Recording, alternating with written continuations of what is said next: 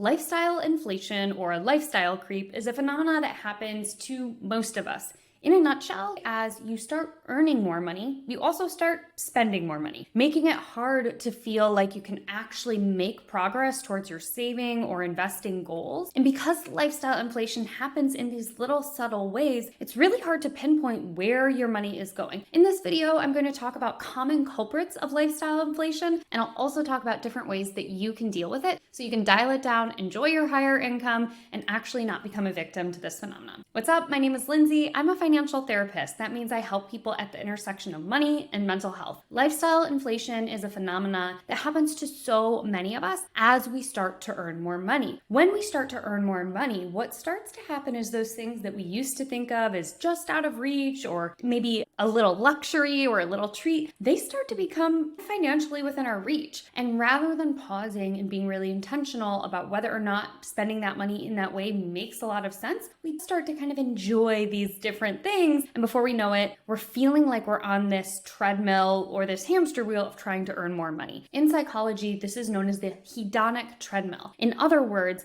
we think that we need more things in order to make us happy, so we work really hard to get those additional things, but it turns out those things don't make us happier, and so we keep moving that goalpost to accumulate more stuff so we feel better. Now, it might not just be stuff, but financially speaking, the way it works is we say something like, if I got a new job that had a higher salary of $10,000 or more than what I'm currently earning now, then I'd be able to relax. I'd be able to take a vacation. I'd be able to increase my retirement savings, and I wouldn't have to stress out when my friends invited me out to lunch. So you get the new job, you're earning $10,000 more every single year, and you start doing those little things, but you also notice like, hey, I actually am earning more money. Maybe I can now go upgrade that apartment, and you push your lifestyle or inflate your lifestyle up to this next level that on paper it looks like you can afford, but all of the phantom costs that come along with living in a nicer area or in a bigger apartment and hanging around the types of people who are earning a little bit more money than you also makes it really hard to feel like you're getting ahead. So you put yourself in this hedonic treadmill of saying, okay, I thought I needed $10,000 more every single year. Maybe I really need $20,000 more every single year. Once I'm making 20K more, then I'll be able to save, then I'll be able to invest, then I'll be able to take those vacations. We just keep moving that goalpost farther and farther away from where we are now, and it makes us feel like we're kind of consistently behind. I'm going to talk about 7 different areas that I see lifestyle inflation really show up. And I am not calling you out. I have been victim to lifestyle inflation. Trust me when I tell you that this is a very normal phenomenon, but it doesn't mean that we have to succumb to it. So the first area that I see is housing. I mentioned in the intro that maybe upgrading your apartment sounds good on paper, but it ends up costing a lot in the long run. We know that for most people, the biggest monthly expenses are housing, transportation, and food. So if you go from maybe renting to thinking you want to buy, that's going to be a huge jump in your lifestyle. Maybe the mortgage looks pretty similar to your rent, but you haven't factored in what Ramit Sethi calls phantom costs of home ownership. Things like repairs for the house, homeowner's insurance, maintenance costs, having to keep everything up to date, furnishing, painting, all of these different expenses. So even though on paper it looked like you could afford the house, and if nothing goes wrong at all, you can, the problem is when you upgrade where you live, you often increase all of the peripheral expenses as well. Now, let's say you didn't go from an apartment to a house, but you go from an apartment to maybe a slightly bigger apartment or a more expensive apartment or an apartment that's a little bit pricier in a nicer neighborhood. Those things might not seem like on the surface they're a part of lifestyle creep, but if you increase your apartment expenses by $500 every single month, that means over the course of the year, you're spending $6,000 additional dollars on housing. And if we're assuming you got like a $10,000 raise, that's more than half of your raise going to your cost of living. Everybody's rule of thumb for how much you should spend on housing differs a little bit, but in general, we want to stay somewhere in the 25 to 30% range of expenses, meaning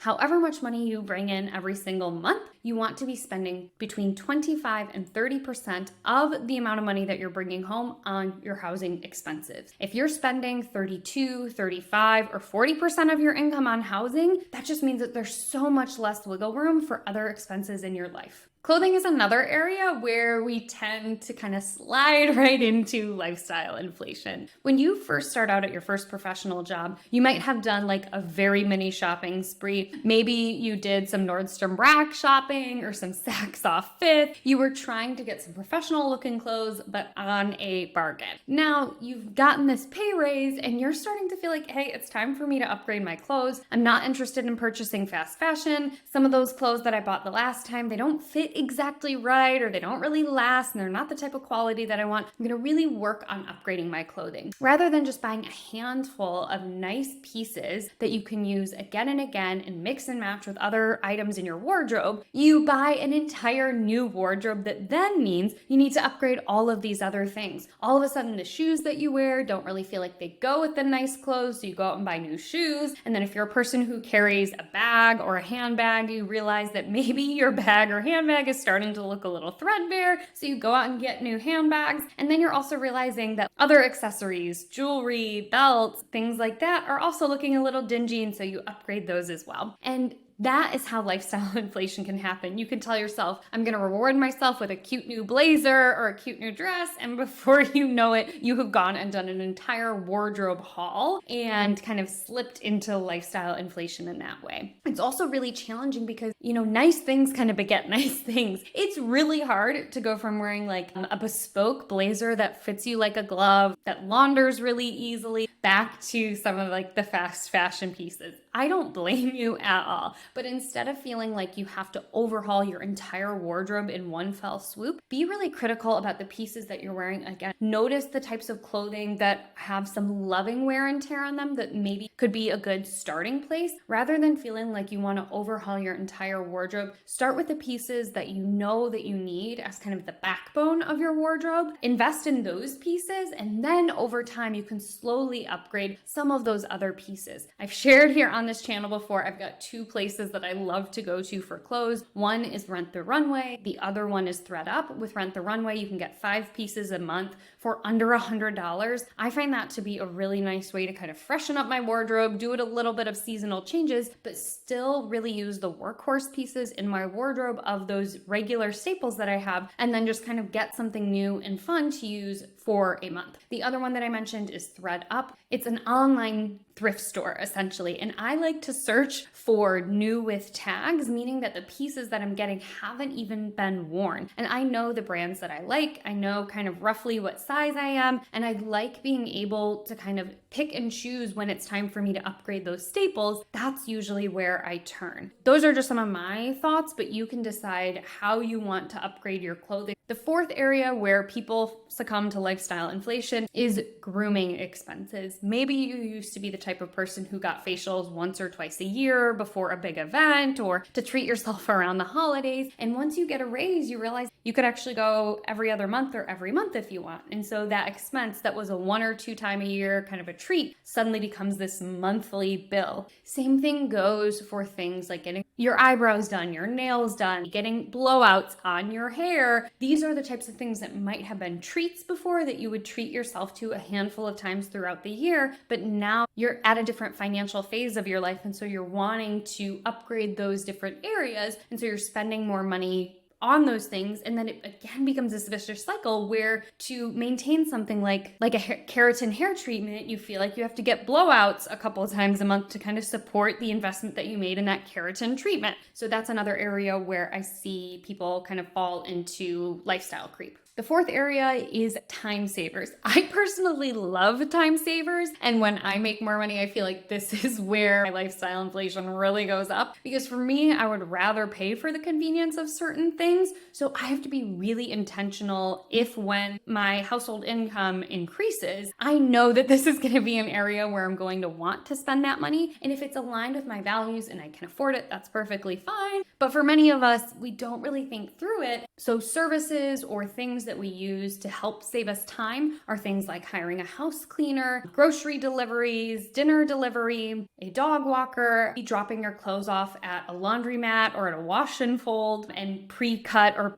semi-prepared foods. Those are examples of places where you're paying up front for the labor or for the service or for the time that it saves you. Number 5 is vacations or travel. This is an area where Truth be told, I am not going to backslide into the way that I used to travel, but I'll tell you why. I grew up in a household where we did a lot of camping. And as a kid, I liked camping. I liked kind of being outside. I liked roasting s'mores. I liked running around and being in the dirt. When I met my partner, we tried to go camping, and they didn't grow up camping, and they really, really hated it. It was uncomfortable. It was wet. It was cold. It was like all of the things that you don't want a camping experience to be like. And they were like, look, I want to travel with you. I want to see things with you, but I can't do it in a tent on the ground. And truth be told, I'm not mad because I also, as an adult, don't really love sleeping on the ground, waking up with a weird kink in my back, feeling like I didn't get the most restful of sleep because I heard like a raccoon outside my tent, or I heard people at the next campsite over being noisy. I also like to be able to like get up and shower and be nice and clean. Like those are some things that are actually super important to me. So that is a lifestyle inflation area where I'm happy that I kind of made the jump. But I will say that I know how to offset the cost of travel through something called travel hacking. I might cover that in more depth if you are interested. In a nutshell, travel hacking is where you leverage points and miles, typically from credit cards, so that you can decrease the cost of expenses for things like flights, lodging, and experiences. So I personally tend to travel hack to dial down the cost of vacations, but I can tell you, I'm not camping. But outside of that one, the way that vacations tend to harm us financially if we are falling into this lifestyle creep mistake is that these things that used to be one-off things. I go to a wedding for 24 hours, I'm in the Holiday Inn, it's not the end of the world, I'm in and out, it was a fine stay. All of a sudden we're like, do I really want to stay at the Holiday Inn, or would I rather stay at this super cute boutique hotel that's twice as much? And once you stay at that super cute, nice boutique hotel, it's really hard to go back to like the very fine, very clean, very comfortable Holiday Inn style hotel. And so every time you're invited to something like a wedding or a birthday or a family reunion that takes you out of town, you have in your head that you want to stay at the nicer place. So the cost of travel has now doubled in terms of the lodging. The same thing goes with flights. If you are used to flying, like wear all your clothes on your body so you don't have to pay for a bag and flying a super budget airline, then you get a raise and you're like, actually, I can afford economy now. Ooh, and actually, I kind of like that I can check my bag for free, and I kind of like that I get a little cocktail for free. Or maybe you're even a little bit fancier and work sends you on a couple of trips in business class, and you find out that you really like hanging out in the lounge beforehand. And maybe you try to replicate that experience when you're not having somebody else foot the bill, and you find yourself being intrigued to fly that Comfort Plus business first class lifestyle. That's how you get in trouble with lifestyle creep. The next one is transportation. Let's say you had a car that you drove for 10 years. It was a very reliable, comfortable car, but it's kind of getting towards the end of its life. You know it's time to upgrade. You could upgrade to a new for you, gently used vehicle that's like a very reliable vehicle, or for like $100 more a month, you could go for like that a little bit nicer of a car with maybe seat heaters. I'm in the Midwest where it's cold a lot, with the seat heaters and a heated steering wheel and remote start. And you're like, ooh, that kind of sounds nice for an extra $100. So you go with that one. Now you've got a slightly nicer car. The car payment is a little bit higher, but also the cost to insure a nicer car is more expensive. And the cost on maintenance on a nicer car is more expensive because you can't go to the drive-through oil change places. You have to go to the dealership. And maybe when something breaks, it's a little bit harder to order the parts for that type of vehicle. You have to go to a dealer or go to a mechanic who specializes in that type of vehicle in order to get the parts, and you're waiting a little longer, and the labor is more expensive and the parts are more expensive. So that $100 expense that you could easily afford with this new pay raise suddenly becomes more like $300 to $500 a month when you average it out over the course of the year. So that's where I see a lot of people get into trouble with the transportation piece. Finally, generosity can get us into trouble. And I'm not just talking about like buying a handful of cookie boxes from your niece. We want to be donating to causes that matter to us and donating generously. I'm not talking necessarily about charitable giving here in this category. I'm talking much more about generosity with your friends, your family, and your loved ones, such as being out to dinner and being like, I'll pick up the tab, or going out to drinks with friends and putting a round on your card, or when you have these milestone events such as bat mitzvahs, graduations, weddings, giving a more generous financial gift or literal gift than you might have before. Now, I'm not saying I want us to all be Scrooge and hoard all of our money and never be generous with the people that we love, especially if relationships and community and generosity are values for you. I want you to be able to build in generosity as a part of your monthly budget. But what I don't want us to do is be so generous that that becomes kind of our Achilles heel. It's like, yes, we want to be able to enjoy the income boost that we have gotten over the years, but we want to make sure a part of enjoying that income boost is by being able to save some more money and invest some more money so you're not living in this paycheck to paycheck cycle. And when you upgrade things like your transportation, like your vacations, like your generosity, you end up in a place where it still feels like you're living paycheck to paycheck even though you're making more money. So those are the 7 areas that I have seen lifestyle creep really show up. Let me talk about 4 different tips that I'm consistently offering to clients on how they can dial down that lifestyle inflation so it actually feels a little bit safer, a little bit more supportive